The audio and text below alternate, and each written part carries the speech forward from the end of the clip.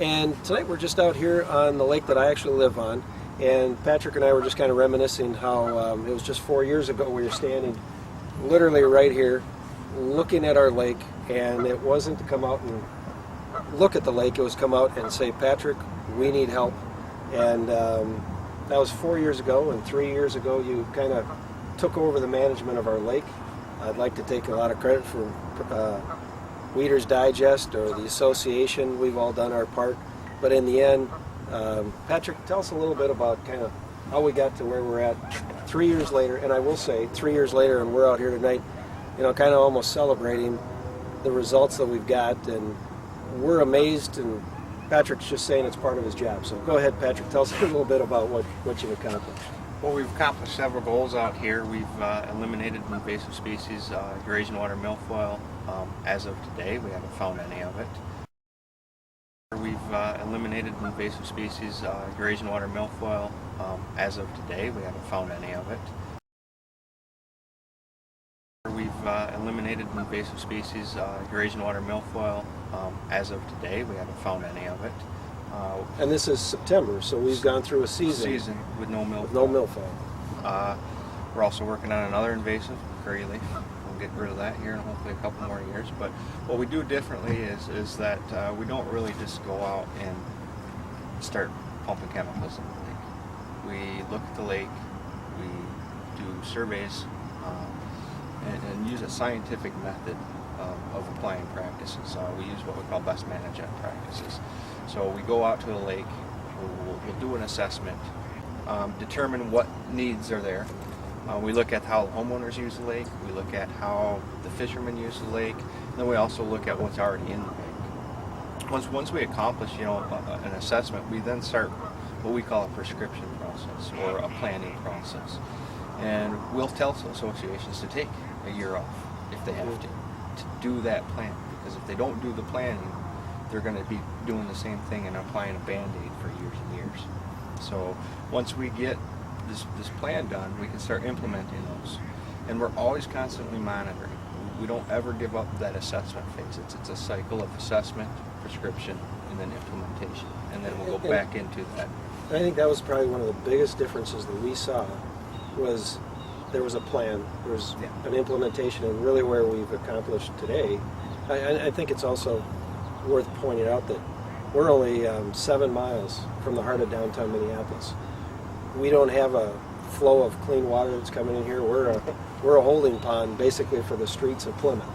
And so, we kind of, and when you showed up here, we were full of milfoil, curly leaf, planktonic algae was a big one. The day that you came, it was green. The algae was green.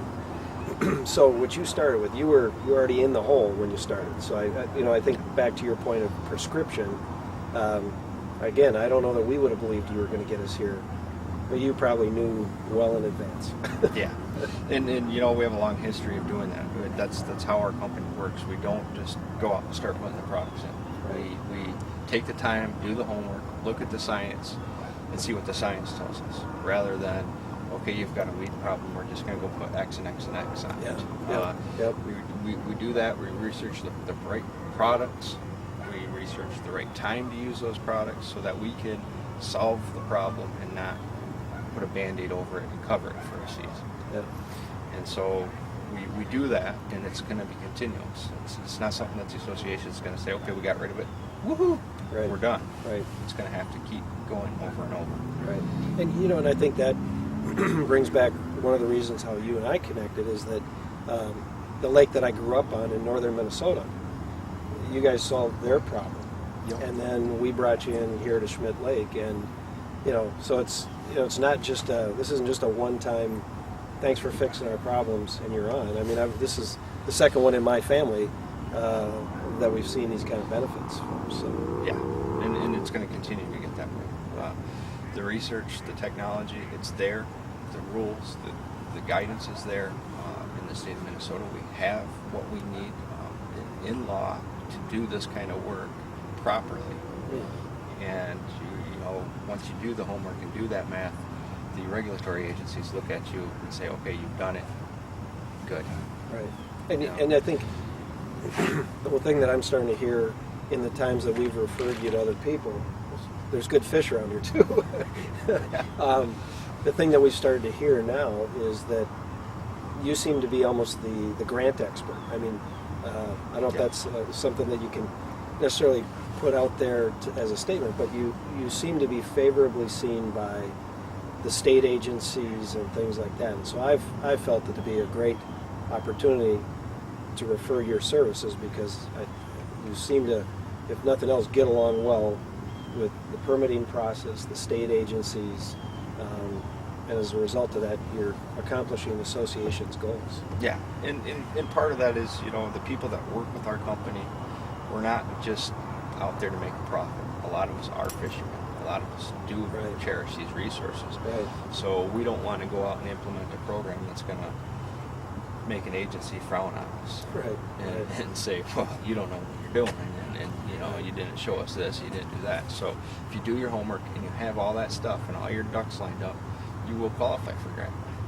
Right. And we do have a history of being the grant people.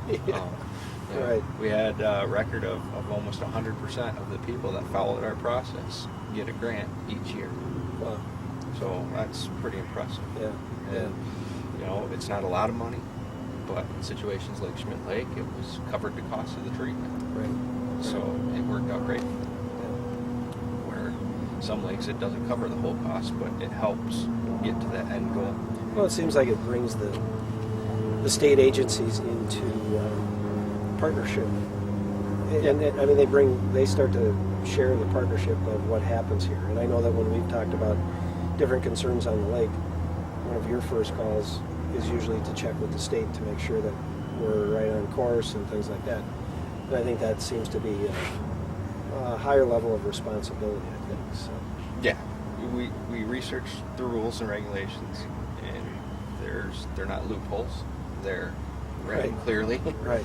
And if you follow the regulations, you'll be fine. Yeah. A lot of associations don't want to take that time to do the planning and do that. They just want to get rid of it right away. Right. And the end result with that is that they're just putting a Band-Aid over it year after year after year. But if you take the time to do the plan and do the prescriptions and do the science and apply the science, you get to where we're at today. Right. Well, and I think going back to that, to your credit, we did want to look for the quick fix. And your response was that you need to come out, you need to do plant surveys. I don't remember what you call it, but you mapped out the entire lake. So again, even though I think I know just about every, I think I know about every area of this lake, in the end, you know it better. And so as we go around here, you're very well versed with it, and so there's no surprises. Yeah, and that's, it's another reason those assessments are important to us. It gets our crews out here, they know where the rocks are, they know where this is at, they know where that's at. So it puts them in kind of an upfront, we know what's coming type scenario. A lot of times, people will contract us to come out and do something, and we show up and we can't get the job done because it's a cattail bog, or some things. But when we have the opportunity to look at the lake in detail and work with the association, it works out a lot better. Right. Well, it's worked out phenomenal for us, and as we've kind of drifted along here, and now we're actually right in front of my own house. I mean, I look at what when it comes right down to the fact that we actually have control of our lake. I mean, with the tools that I have through Reader's Digest, of course, I mean, obviously, my swimming area is going to be perfect no matter what. I mean, that's just a given. And I've got that under control.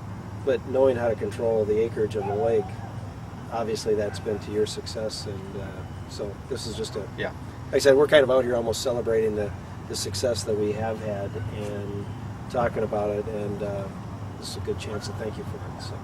Thank you. All right. Thank you, Patrick.